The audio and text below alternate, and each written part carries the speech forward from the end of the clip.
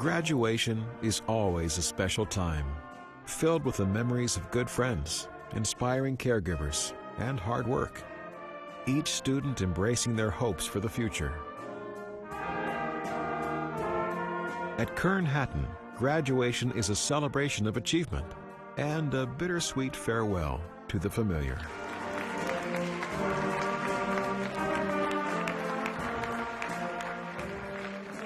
For graduating 8th graders like valedictorian Megan Knight, Kurn Hattin has been a home away from her own home in a time of need. So from now on, there's only one place I call home. Kurn Hattin will forever and always be my wonderful home.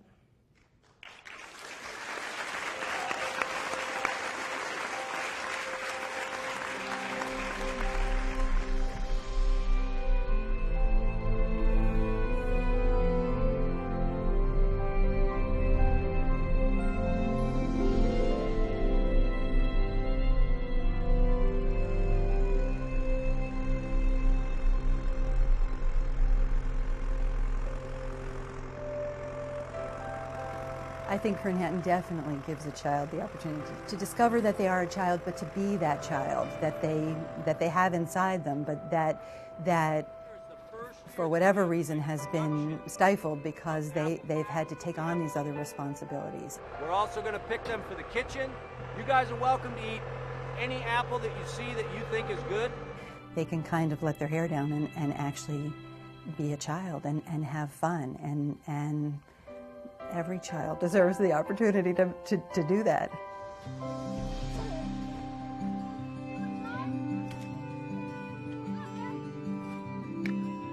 Kurn Hattin is a residential school in Westminster, Vermont. Founded in 1894 by clergyman Charles Albert Dickinson. Located in the bucolic rolling hills of the Connecticut River Valley, Kurn Hattin has opened its doors to boys and girls in need for decades. The school has a simple mission, which hasn't changed in more than 100 years, to maintain a year-round residential home for children, ages 6 to 15, whose real home is in temporary need.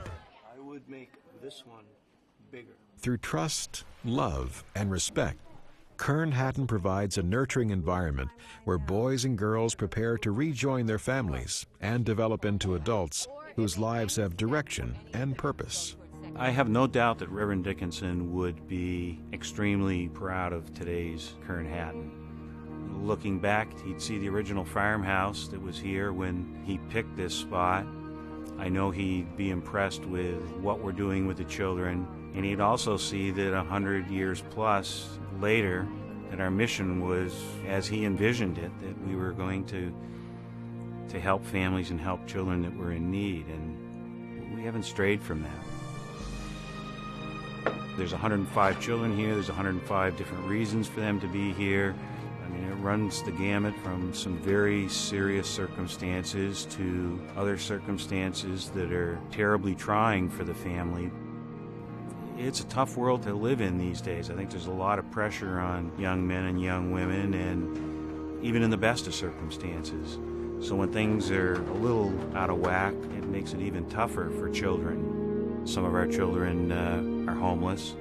Some come from severe poverty. Oh, right, I love that.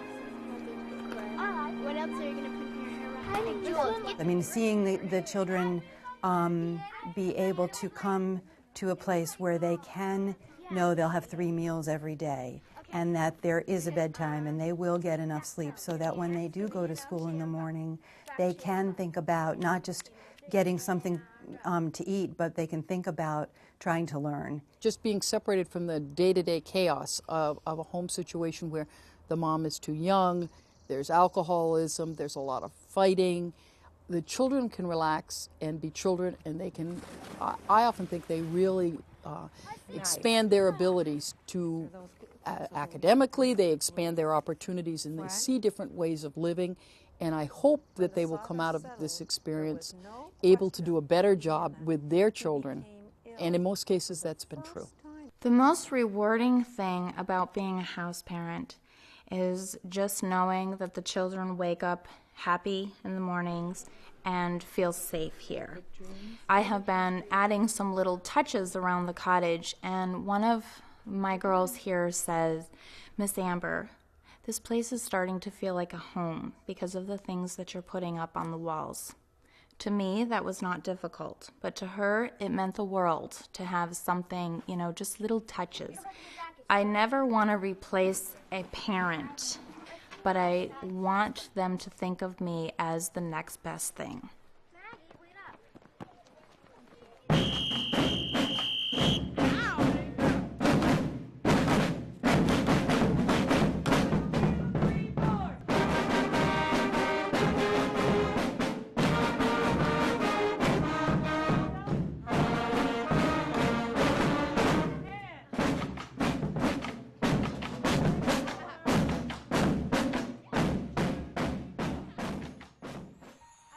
Before I came here, my parents had just got divorced and my mom had started college, so she didn't have a lot of money to take care of us.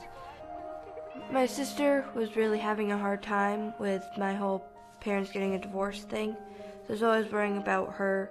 And then my mom was having a lot of money problems that she had told me about, because her and my dad were always having arguments right in front of us. It was kind of hard to, ignore.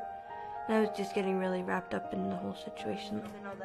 For Megan Knight, Kurn Hattin provided the safety, security, and stability she needed to meet her considerable potential.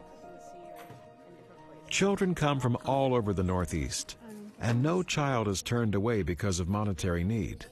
Almost 95% of funding for the school comes from private donations. The academic program here is great. There's small classes, the children's individual needs can be met. A lot of the children here get exposure to things that they never would have gotten exposure to in a public school setting. It's over.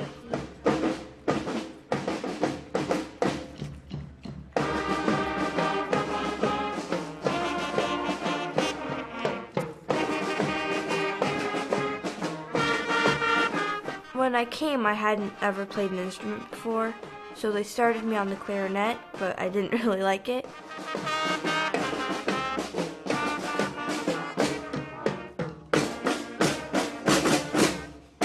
So they said that I should try the saxophone, and when I got used to playing it, I really loved it, and I guess kind of went from there.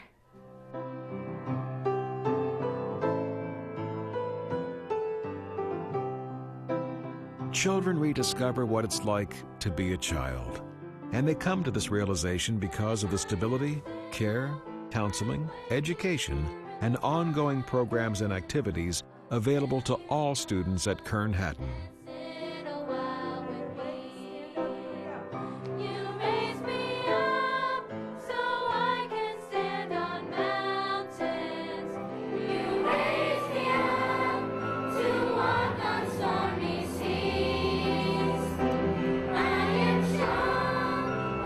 The caring, the concern, the nurturing, and all the lessons learned resonate throughout the lives of those who have attended Kurn Hattin.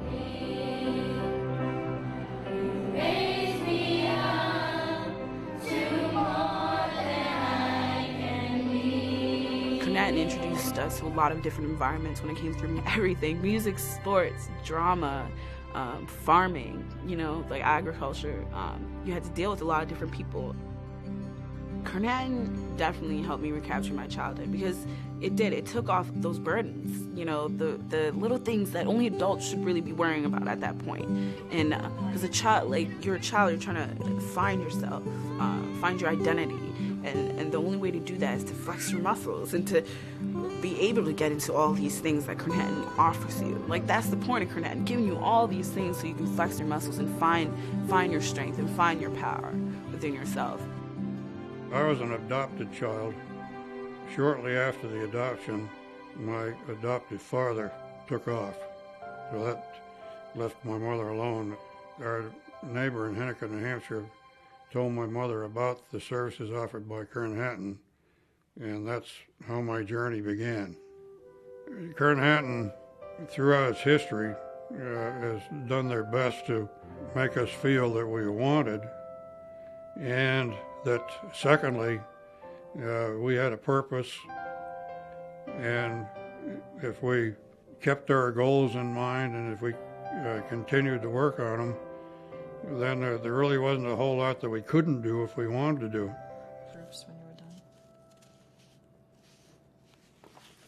It was tough at home. It was hard, you know. We wondered when our next meal was going to come, and, you know, if we were going to be able to stay in the apartment where we were, who could pay the rent. You know, it was hard. It was definitely hard. So going from that environment to Kurn Hattin, I come to realize that one of the best things about Kurn Hattin and being there is that I didn't have the extraneous worries that kids really shouldn't have to have.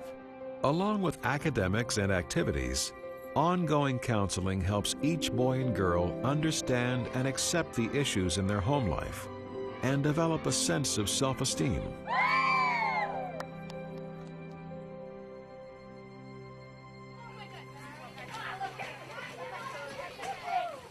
You have the opportunity again to watch somebody turn things around that initially you would have thought it impossible. And when you even hear them start talking about changing and knowing that they're changing and knowing that they can count on themselves to change, it's pretty remarkable. This is definitely a home. I mean, you have house parents who was there to love you and care for you and pretty much were there to do anything for you. And everybody really looked out for you, and they wanted to bring the best out of you and bring your full potential. And through services which emphasize individual attention, integrated counseling, consistent guidance, and a stable and pleasant residential setting with dedicated house parents, children are granted their childhood, and a transformation begins for the child and their family. They involve the parents with their children live, what's happening to them, what they've gone through, what they can do to help so that someday these families can be reunited, which is very important. We really do have a family link, and we need to empower the parents to give them the tools that they need for child management, and I found that partnership has really blossomed. In many cases, the transformation is powerful, as students come to consider Kurn Hattin home, and they thrive in a setting which offers kindness and discipline, knowledge and caring, and recognition and trust. On graduation day, I'll probably be feeling a lot of things. I'll probably feel excited because I'll be going off to high school, which is a big step in my life. Then I'll probably feel sad at the same time just because I'll have to leave all my friends behind. She's blossomed. She's just thrived since she got here. She's got so much self-confidence now and such high self-esteem. It's just a wonderful school. The spirit of the Woodhull Fund Instrument Award will enable the recipient to pursue his or her musical studies after graduation from Kurn Hattin. I am pleased to present this year's award to Megan Sarah Knight.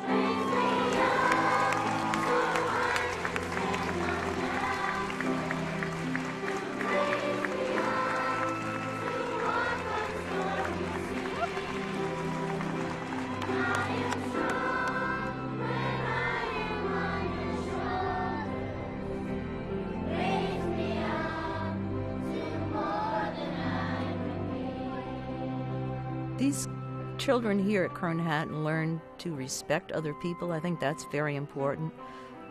They learn to love other people.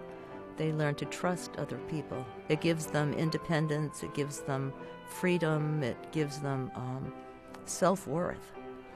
Having a sense of being nurtured is incredibly important, and I really believe that the children can do better, and that we can empower them to feel better about themselves.